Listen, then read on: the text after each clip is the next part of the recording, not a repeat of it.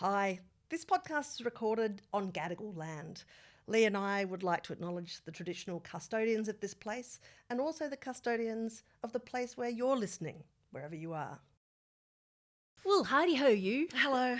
We have had the most fun time having a long weekend in Hong Kong. It just sounds like something out of Succession, doesn't it? Oh. We just popped to Hong Kong for the weekend. Let us give you the background about this. We Sales just wants to go straight back. I do. That is... I know. In the car on the way here, I was like, "Can you believe that last weekend we were in Hong Kong?" This is the 10th year of Chat 10, which boggles my mind actually when I think of how fast. I can only remember 2 of those years. And so we're doing a big show in London in the middle of the year as like a 10th anniversary kind of celebration. And then we got contacted by this lovely woman in Hong Kong called Stephanie Evanet, who runs the Australian Chamber of Commerce up there, AusCham. And she said, would you consider bringing Chat 10 to Hong Kong if we had a lunch or something like that? Because Hong Kong has the second largest number of expats after UK. Australian expats. Yeah, Australian expats, yeah. Would you consider doing it? And so we sort of thought, as per usual, we're like, no, that, of course we could never. I don't know. Hang on a minute. Could we? Maybe we actually could make that work. When are you thinking? Anyway, so we had a long lead in time to it. And so we went, which was so fantastic because we got to meet tons of expat chatters up there. And we hear a lot from expats actually who listen to the pod and it's like a kind of taste from home. So for us to actually go to them instead of hearing from expats was awesome. I would describe the gathering as enthusiastic, as Malcolm Turnbull would say. Enthusiastic. Yeah, oh my gosh, there was a lot of chattiness there. And Kimberly, who's the chatter who raised the idea of having us come and talk at there, because it was a G'day HK day for the Chamber of Commerce. And also like, God, all this, Hong Kong's had a tough number of years on a number of fronts, ongoing political upheaval, obviously, but also COVID, an extraordinary few years. And I think that Australians living there, running businesses there, have had a very challenging time of it. So there was a real feel of like, hello. Yeah. It was interesting actually because people kind of wanted to know, well, what's the vibe back home? What are people sort of thinking about what's happening in Hong Kong? But also stuff like tourism's only recovered to 60% pre-COVID up there, and so they're obviously desperate for people to kind of return. I should make it super clear, actually. Yeah, I was going to say. Because we already sound like we're an advertisement for Hong Kong. This is not a sponsored or paid podcast for Hong Kong. It has nothing to do with what we did for AusCham. We just decided when we were up there, because we had such an interesting time and we saw so many interesting things, that we wanted to talk about stuff that we had done while we were up there. So to just make it crystal clear, everything that we're talking about, we took ourselves off to. Nothing has been planted. It's all just stuff that we are interested in talking about. Nor was there any agreement that we would do a Hong Kong podcast. No. We just decided to because, oh my God, we got to read some books and go to some things and just hang out together.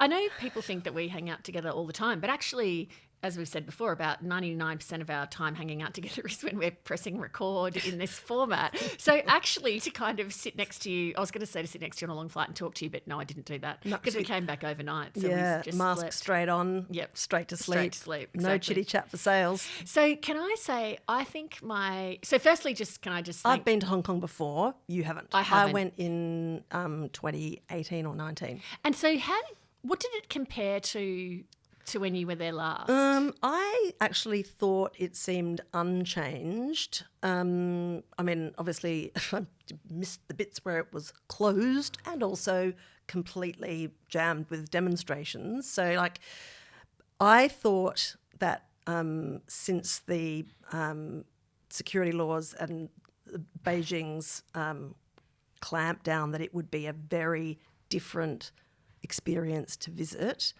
And I was surprised at how the same it felt, but that is to an Australian visitor coming in on an Australian passport, and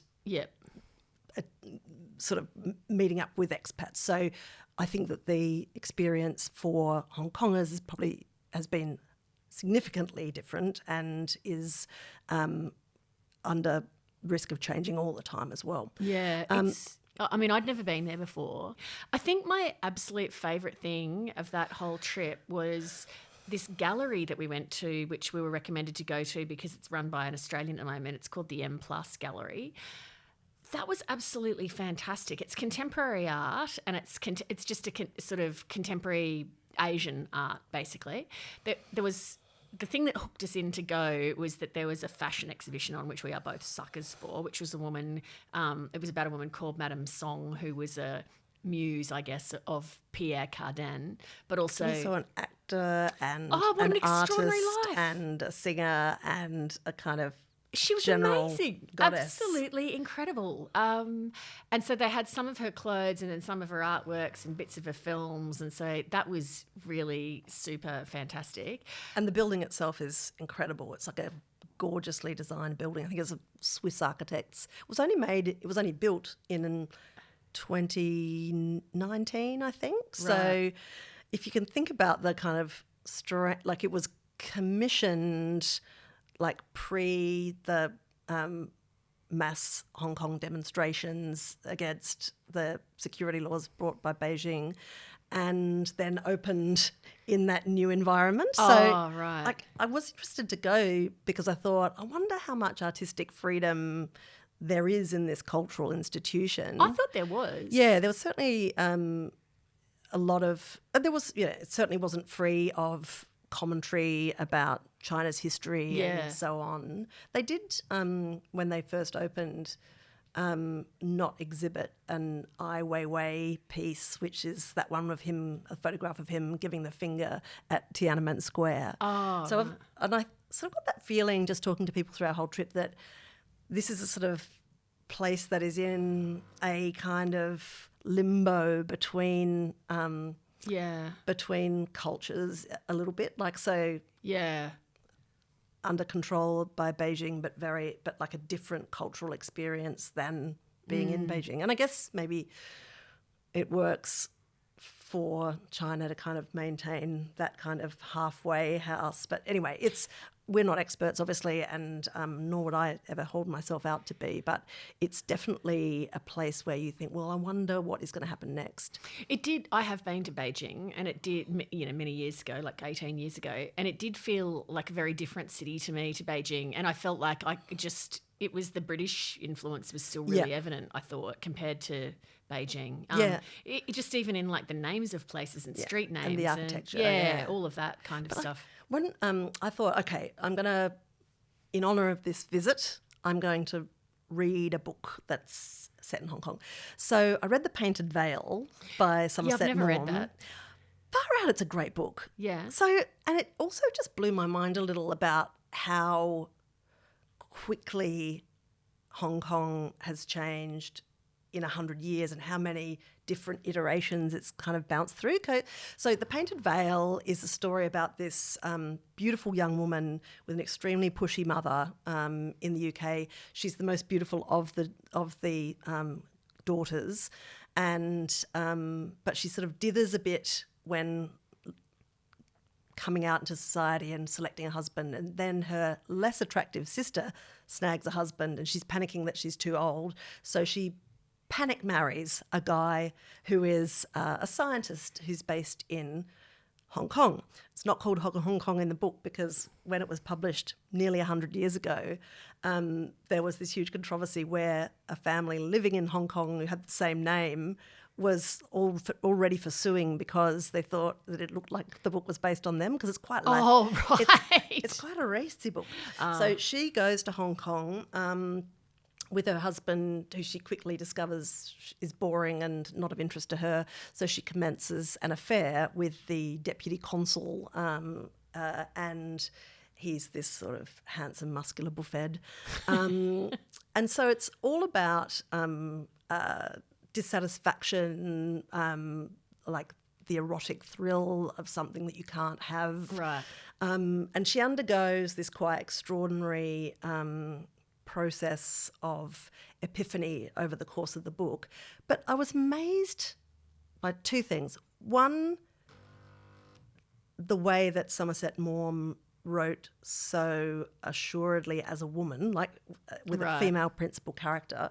I thought it was really convincing. I thought the book was super edgy for its time, but also the description of what Hong Kong was like at that time, i.e., she and her husband go to a place where there's a cholera outbreak and they travel there in chairs, carried like long distances by locals. And that's only 100 years ago. Correct. Wow.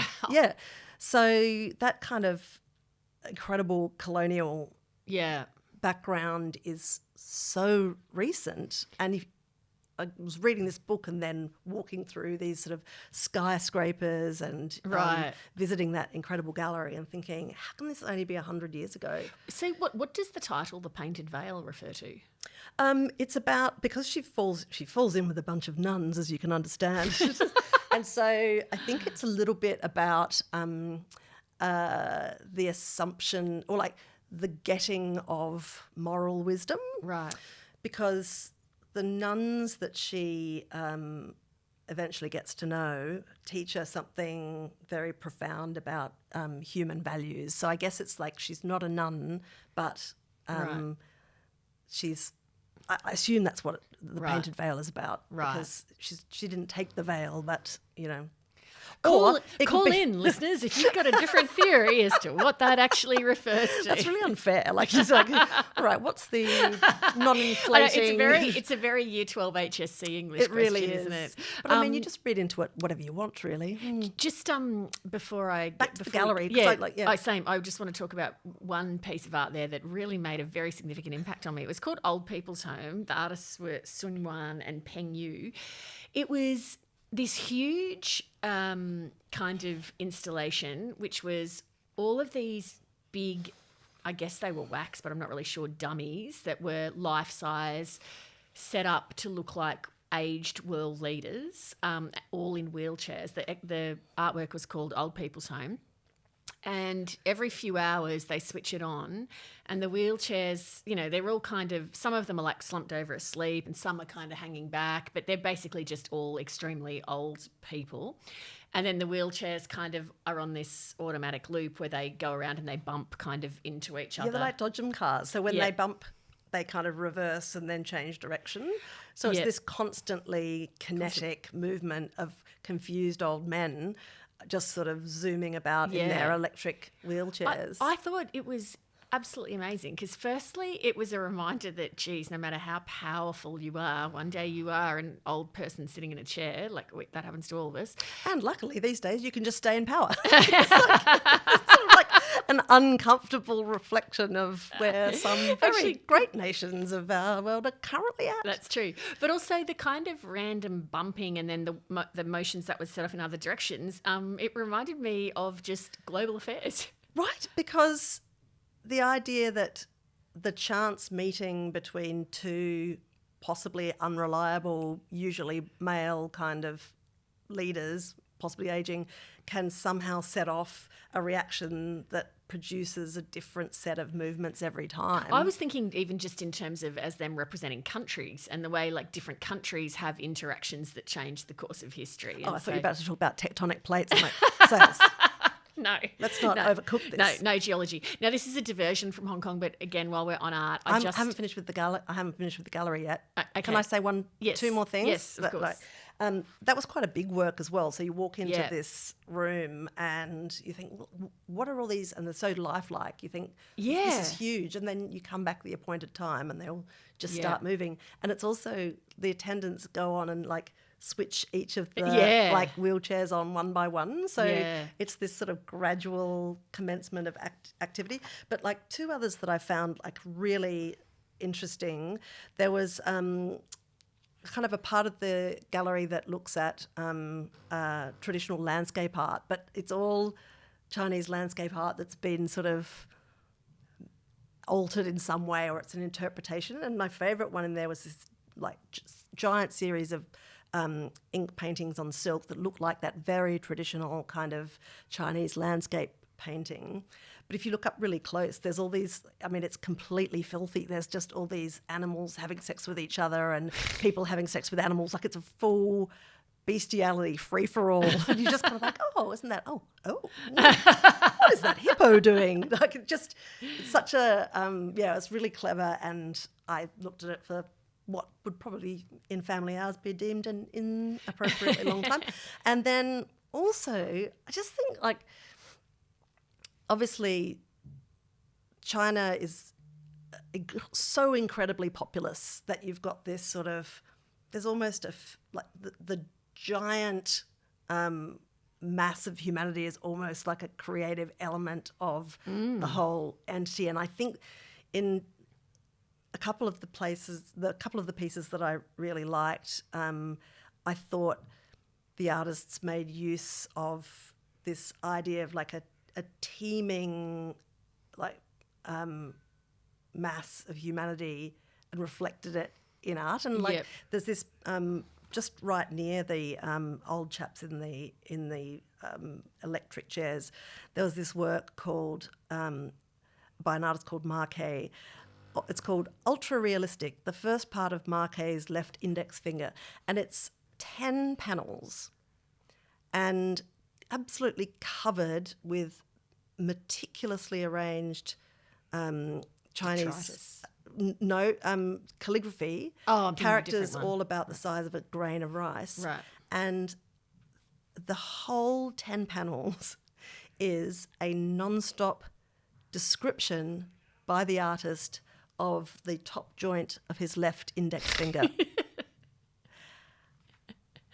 Just this density of commentary on the tiniest thing. I don't know. I thought you were going to say the big photographic pieces that were too. Detritus that had been collected. So it was lighters and cigarette butts and chewing gum packets and just all manner of stuff arranged into these big kind of looking down on them. Yeah, photographed from above. They were kind of pretty amazing. Yeah, because they had a thoroughly different effect from far away to, as you got closer. I mean, there was just a lot of scale there, which was, I guess when you're building a gallery, you can actually account for giant artworks and use the landscape as well. Like, there's one thing I liked about the gallery is that there's a lot of architecture content, a lot of design content, and some of the galleries actually sort of looked out to the harbour with all this industrial machinery, and you felt like it was part of the landscape as well as because like heaps of that Hong Kong harbour is actually been reclaimed. Like, it's actually shrunk over the last 100 years because of so much they literally build new land into the water to create more space. Incredible. Same as Singapore. It gave me, so that gallery, when I was about to divert from Hong Kong, it was because that gallery gave me the same feeling as this exhibition that I just saw at the National Gallery in Canberra, which is the Emily Karma Ngware exhibition that's on there at the moment. I highly, highly recommend it. But what that gallery and the Ngware exhibition gave me that sense of, it's just extraordinary how artistic creativity exists everywhere, absolutely everywhere. And the thing that was just gobsmacking about Ngware was, so she started painting as a septuagenarian. She started in batik and then shifted onto canvas. This exhibition, so she basically, I think, painted for her career was about 8 years long. No. Yep. 8 years. She did 3,000 works in 8 years. So basically a painting every single day. And the scale of them is just gigantic. It was absolutely gobsmacking. The command of colour and composition, you just can't fathom how somebody can have such a grasp of it. She's from Booktopia, which is in the Northern Territory. I had no idea that her painting career was so short. Yeah, and so late. So what took her so long, and then what made her start? There was, like, I think from memory, reading the stuff at the exhibition and watching, there's a fantastic video with her descendants as well, talking about her. They call her the old woman. Oh, they do a good job. I mean, like, I remember the Cressida Campbell film as part of that exhibition was really, really good. Like, better than you usually see, And somehow somebody came through and introduced the community to batik. I think that's how you pronounce it, isn't it? Yeah. And so they started working on the fabric, but then over time, that's pretty hard work apparently, because you have to sort of prepare the fabric by sort of trying to get, I think, the wax out of it and stuff and blah, blah. So It's all about wax on, wax off. It's a big involved process, It's a bit like Karate Kid in that way. And then so she shifted, somebody introduced her to canvas and she shifted to canvas and preferred it as a medium. So it's kind of like accidental. I think in her earlier life she worked on like cattle stations and stuff.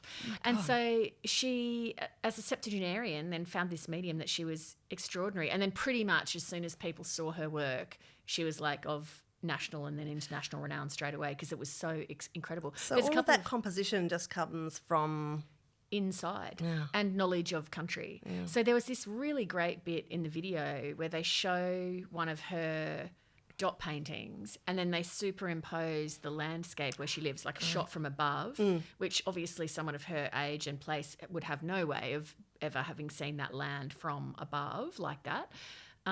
It's a drone shot.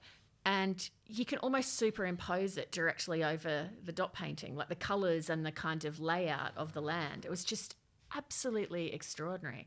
Anyway, it was just kind of, I just walked out of there and thought, that was phenomenal. And the NGA is doing, I mean, I thought that Cressida Campbell exhibition was one of my favourite things I've ever seen. The Nangware exhibition's not that far off either. It was just absolutely superb. So if you're in Canberra, I highly recommend setting aside an hour and just nipping in there for a quick sticky beak. Yeah, well, the NGA is always worth just going to anyway on the off chance. But they've got a big Gauguin exhibition coming up that's later coming this up year. too. That and they're looking at, it's going to be very interesting because they're going to look at not just, because you know Gauguin did so much painting in Tahiti, so they're going to have a look at it from the perspective of Tahiti as well as... excellent. Yeah, so that'll be fascinating, I reckon. Yeah, lots to do. I want to just talk about television for a second because, weirdly enough, when we were in Hong Kong, the Nicole Kidman's series called Expats started broadcasting in Australia, but you couldn't... I've seen the first couple of episodes, which is all I could see. Right. And then I don't think that it's screening in Hong Kong. Oh, okay. Even though it was filmed in Hong Kong. Right. And there was a big controversy at the time because I think the government allowed the relaxation of various COVID rules for the film to be made. So there was a lot of, special treatment for Nicole Kidman, whatever. So I don't know if it will air in Hong Kong. It is a story about an expat population of extreme wealth. And does it explicitly say it's set in Hong Kong? Correct, right. Yeah. And I think towards at the end of the series, or later in the series, it features the pro-democracy protests of 2019. Oh, okay. So I don't know how they handle that. It'll be interesting to see whether, the dispensation for filming there had any other, Yeah, right. strings attached.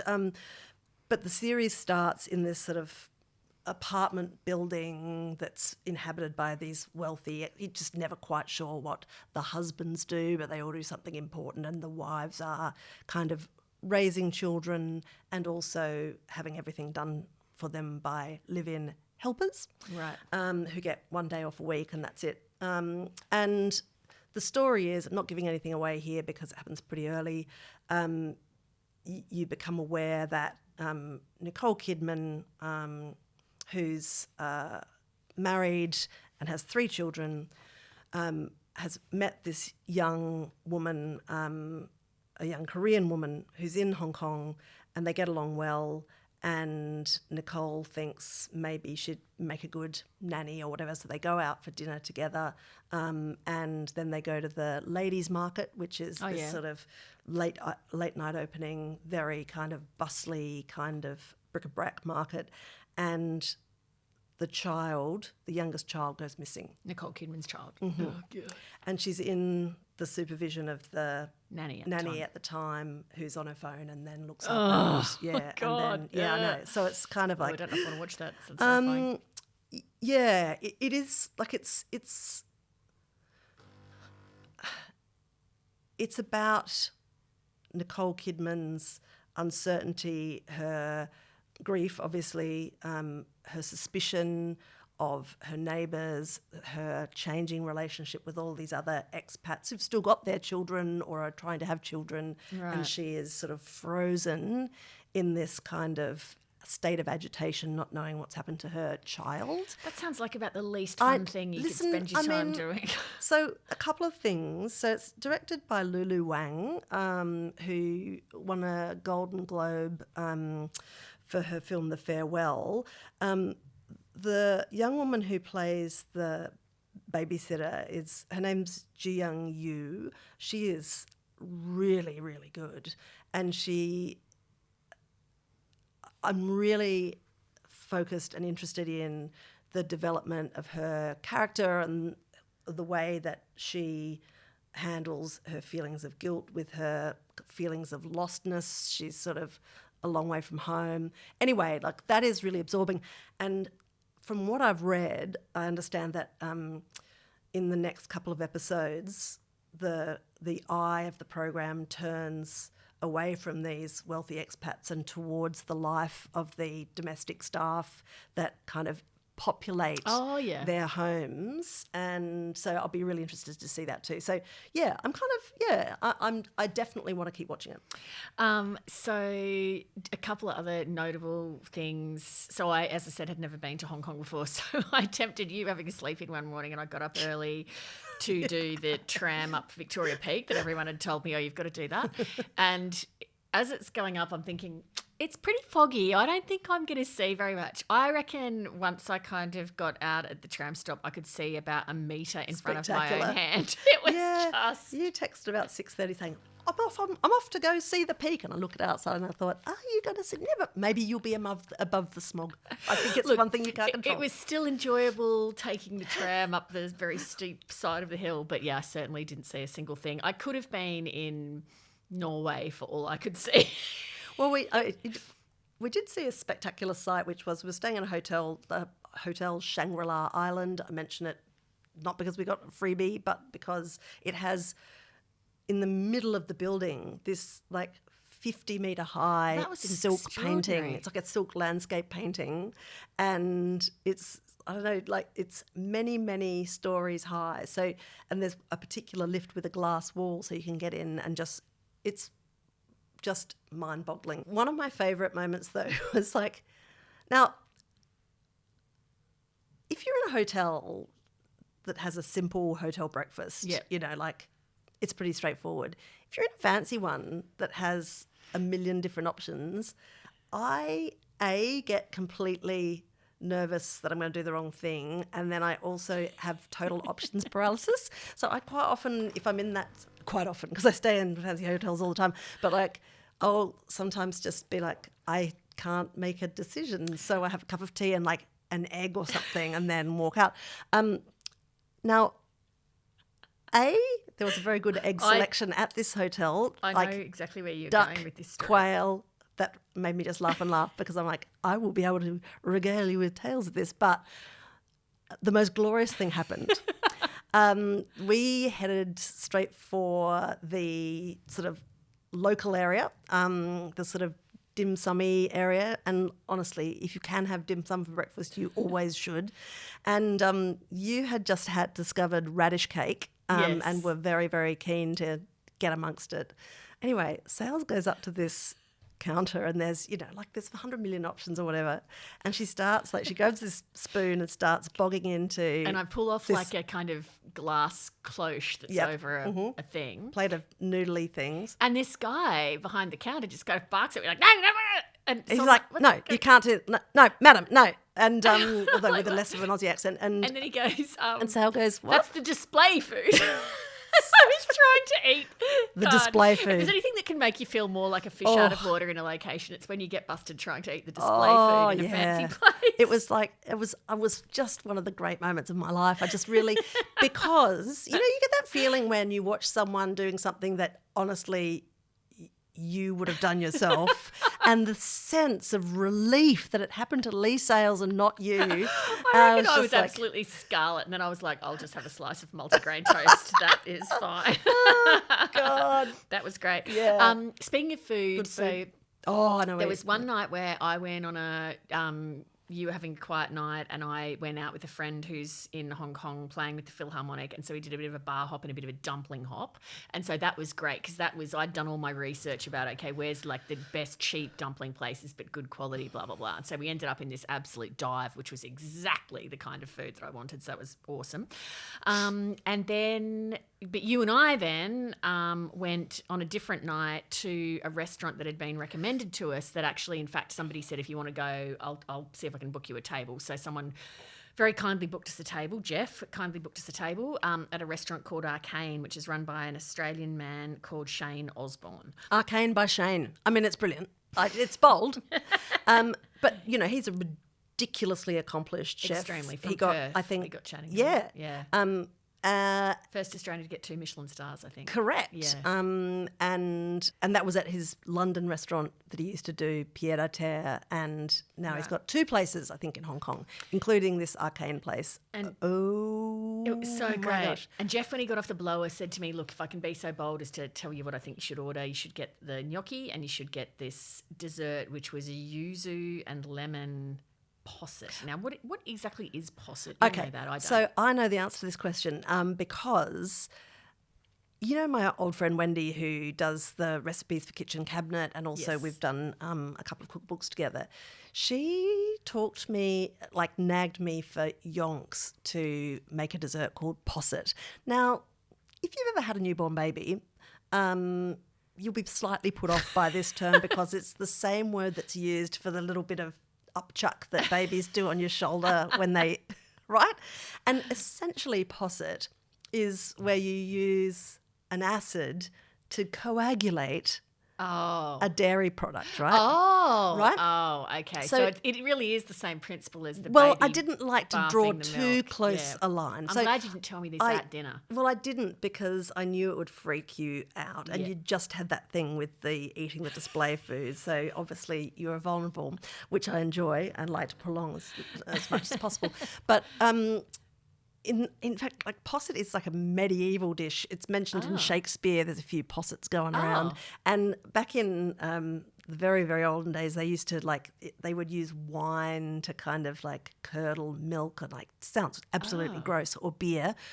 But this is basically, it ends up being a bit like panna cotta. Like it's like a, but you use you add lemon juice to cream, and it's heated, and the acid kind of solidifies the So the recipe that Wendy wrote is a lemon verbena posset, and of course, I was all scrunched up face about it, and posset sounds like spew, etc.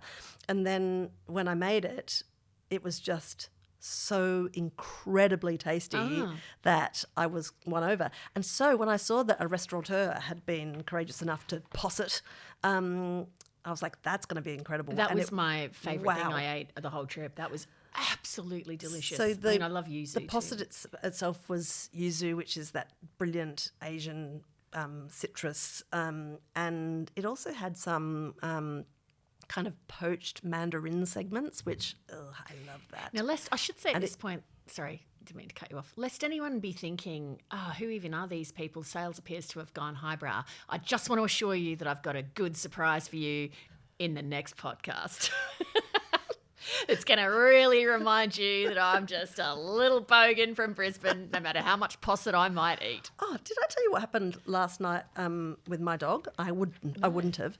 Right, so I've had some people around late last week and served up some party pies for the kids, just sort of straight from the supermarket party pies. And obviously some kid, probably one of mine or whatever, at some point... I'm just flooded with relief right now because I know I wasn't at your house, so it's not my kids. So anyway, my daughter Kate was in her bedroom doing something or other, and the dog wandered in and started doing sort of... Oh, no. Hairball style. And so Kate's like, what's going to...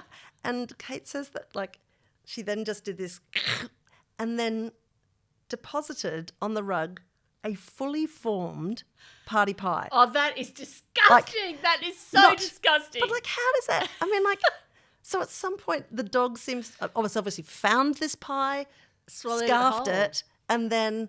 Wow. But it was like, I mean, I'm like, I could have put it on a plate for you, and you wouldn't have noticed. And with my sardine, It was dip probably background. healthier than that sardine dip you dished up that time. Oh, that's God, I'm really- disgusting. Who cleaned that up? It just was. Kate just picked it up with a tissue and put it in the bin because it didn't need to be. Oh, but it still. had no further. Anyway, Wow, this is I'll show you the so spot. disgusting. do you know what's really annoying me? I just want to apologise to everyone listening to this. Ugh. Do you know what's really annoying me about my ongoing vocal issues Yeah. where I just can't shriek like I. I feel like my band of expression is like temporarily. limited. Yeah. Like when you're in a foreign country and you don't speak the language and it alters your and you personality. can't. Yeah, exactly. I'm not this quiet. Anyway, I'm normally snorting a lot more. So, anything else we need to cover? No. Our ridiculous I think cat now expedition. that you've dropped that anecdote out about your dog barfing up a fully formed party pie, I just want to get out of here and cleanse my brain. Yeah, Exactly. Anyway, thank you right. to the lovely Thank you chatters. to Ozcham and Steph who and was so- all the chatters. Yeah. It was so fun. We just loved it. We had a Yeah, ball. it was nice to. Thanks for having us. Yeah, and See you. We'll see you- travel. See you, London people. Yeah, that's right. Yeah, that's right. Any other chambers around or chatters in other countries that sound appealing? I was chatting to a friend last night about Finnish saunas, and I've never been to Finland either. I've never been to Finland. Keen to go back to Tokyo. I mean, yeah. Vietnam. I feel like I really. Anyway, just playing the Call seed, people. Call 1-800 Fat Cats on the Loose. Thank you very much for listening or watching. You can find more of our content on YouTube, or if you don't like to look at our faces, and let's face it, that would be fair enough, you can listen to us on Spotify or wherever else you choose.